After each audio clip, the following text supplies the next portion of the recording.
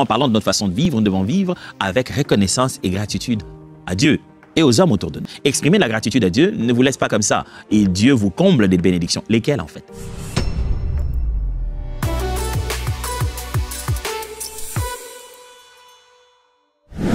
Les actions de grâce ne sont pas qu'une relation naturelle de bonté de Dieu vis-à-vis des hommes. Ce sont aussi des actes de sémence. Rendre grâce à Dieu, c'est poser une sémence qui va fleurir. La gratitude reste comme une trace dans le cœur de celui qui a montré des bontés. Autant j'ai reçu, je m'en souviendrai, mais le fait qu'on ait dit merci reste aussi dans la tête de celui qui nous avait montré cette bonté. Il en est de même avec Dieu. Quelles sont ces bénédictions qui viennent avec la reconnaissance? Première bénédiction, le renversement des situations difficiles. Oh oui. Pendant le moment de la gratitude, à cause de la gratitude, en vue de la gratitude, il y a renversement des situations difficiles. Le psalmiste dit, celui qui offre des sacrifices d'action de grâce rend gloire à Dieu. J'avais expliqué ça en montrant, c'est un acte d'adoration. Et dit donc, celui qui veille sur ses voies, Dieu montre son salut. La Bible parle de Paul et Silas qui étaient en prison et qui se sont mis à louer l'Éternel, à glorifier Dieu. Boum, la prison s'écroule. La prison est en train de bouger, il y a tremblement, les portes s'ouvrent. Jonas le sait. Il est dans le cœur, dans le poumon, je vais dire, dans l'estomac du poisson. Mais il prie et il le sait. Il dit, Dieu, moi, ce que je ferai, ce que je te rendrai des actions de grâce, des cris, je pousserai des cris pour toi. Parce que je sais que c'est toi qui sauves. Mes actions de grâce sont liées à ma conscience que c'est toi la personne qui renverse les situations. Mon frère, quelle que soit la situation dans laquelle tu es, ma sœur, maintenant rends seulement grâce à Dieu. Tu seras étonné de comment tes adversaires vont tourner et se mettre à fuir. Tu t'es même pas battu contre eux, mais il y a eu renversement des situations. Pourquoi? Parce que toi, tu as loué Dieu. Deux fois, on a l'impression qu'il n'y a pas de bonne raison de lui dire merci.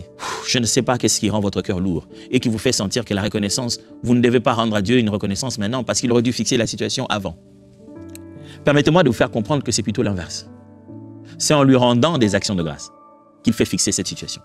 Fixer la situation ne signifie pas que ça se passera exactement comme toi tu le veux, que l'enfant sera guéri et que l'argent sera donné. Dieu peut fixer tes problèmes sans le faire à ta manière. Dieu peut renverser les situations difficiles dans lesquelles tu passes, mais en usant des moyens et des méthodes qui sont seulement disponibles à Dieu. Au point que tu vas lui dire, Dieu, pourquoi tu as fait ça? Mais les jours viendront, tu te diras, ah, Dieu, tu es Dieu.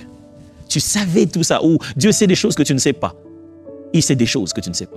C'est pour ça, quand il faut lui dire merci, dis-lui merci. Comme ça, aveuglement, tu ne sais pas encore comment il peut renverser cette situation. Fais foi au Seigneur. La meilleure façon pour toi d'exprimer ta foi, fais-lui confiance. Et la confiance s'exprimerait par ta gratitude. Commence par dire merci comme un fou, comme une folle. Dis merci d'abord. Et tu verras le renversement de ta situation. Deuxième point. Quelle est la deuxième bénédiction de la gratitude? La libération spirituelle. Les actions de grâce, le moment où nous rendons des actions de grâce à Dieu. Quand nous le louons, nous disons merci, c'est un des moments, un des moyens forts par lequel Dieu opère une délivrance. Pas seulement qu'il transforme notre situation, mais opère une délivrance. C'est-à-dire, là où on était emprisonné, là où on était sous oppression, les actions de grâce font que pouf, les chaînes tombent. Quelquefois, il n'y a pas des esprits à attaquer, il y a plutôt un Seigneur à reconnaître. Reconnaissez sa Seigneurie et les chaînes vont tomber. Troisième bénédiction qui a lieu grâce à la gratitude. La multiplication des actions de grâce des autres. Quand nous disons merci à Dieu, cela multiplie des remerciements chez les autres. L'action que nous avons posée en remerciement à Dieu, cette action-là a touché la vie d'une veuve, a touché la vie d'un orphelin, a touché la vie d'un veuf, a touché la vie d'une personne souffrant avec quelconque forme d'handicap. Cette action de générosité qui était notre façon de dire merci à Dieu. Ceux qui ont été bénéficiaires sont devenus eux-mêmes aussi un point de départ pour d'autres actions de grâce. C'est ça la bénédiction. Rendre des actions de grâce à Dieu en posant des actions dans la société multiplie des actions de grâce autour de nous.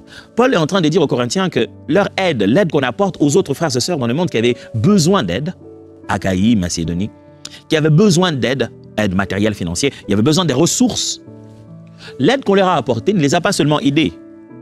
Ça n'a pas seulement pourvu à leurs besoins de manger, de boire, de se vêtir. Non seulement qu'ils ont pris ce qu'on leur a donné, ils l'ont consommé, mais après l'avoir consommé, ça les a poussés à dire merci à Dieu. Ça n'a pas seulement fait du bien aux bénéficiaires, ça a aussi fait monter des actions de grâce à Dieu. Béni soit celui qui fait des choses pour que les autres rendent grâce à Dieu. Béni soit la personne qui pose des actes qui deviennent source des actions de grâce. Quand Dieu te voit, il voit des actions de grâce en grande quantité. Parce que ce que tu fais fait dire merci. Toi, tu l'as fait, quelqu'un d'autre dit merci. Dans les choses que tu fais, si ce que tu fais pousse les autres à dire merci à Dieu, sache que Dieu ne te laissera jamais comme ça. J'ai une question pour toi. À quel moment tes actions, à toi, poussent les autres à rendre grâce à Dieu? À quel moment? Ne reste pas comme ça dans la vie, toujours en train de recevoir. À un moment donné, tu dois apporter dans la vie des autres quelque chose qui les pousse à dire merci à Dieu. Quelqu'un doit s'arrêter et dire merci à Dieu pour la femme que j'ai. Merci à Dieu. Merci à Dieu pour les enfants que j'ai. Merci à Dieu pour le parent que j'ai.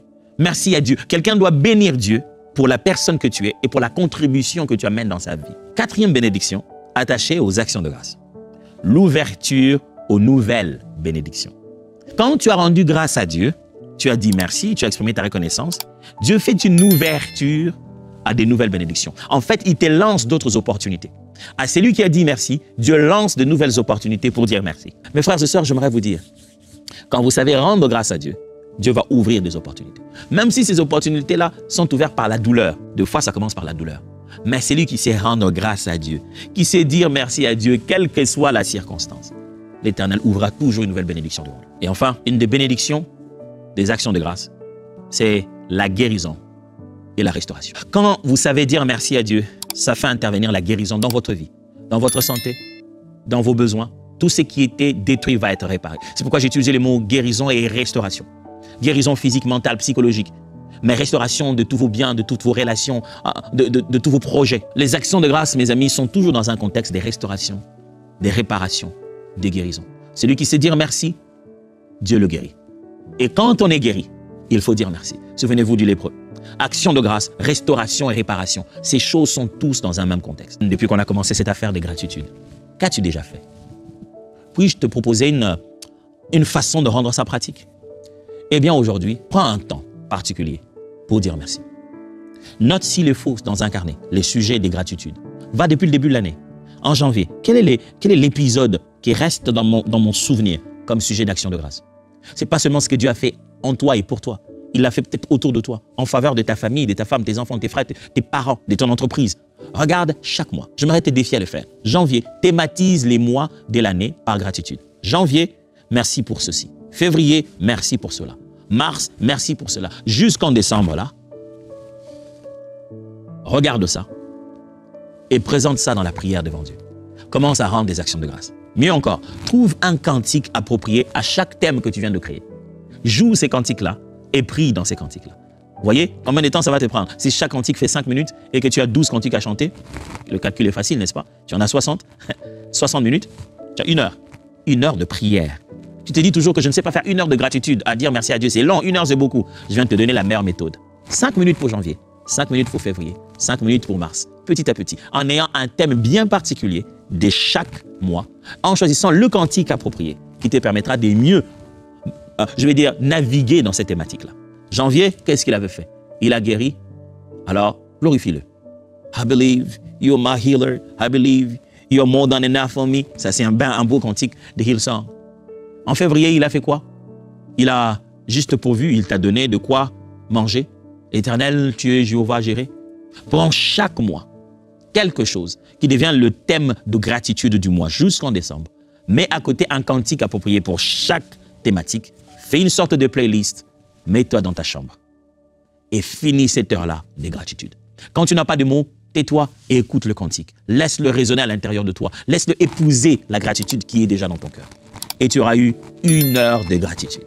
Prospère en Christ et atteins tes rêves sans renoncer à ta foi. Si tu veux réussir spirituellement et financièrement, tu es au bon endroit. Merci d'avoir regardé Voie de prospérité en Christ. Conseils pratiques sur le business, l'entrepreneuriat, les finances, le succès et la discipline avec une vision chrétienne. Ensemble, transformons les bénédictions en impact. Abonne-toi, active la cloche et laisse un like. Dis en commentaire ce que tu veux apprendre. Regarde la prochaine vidéo pour grandir en foi et en business. À tout de suite.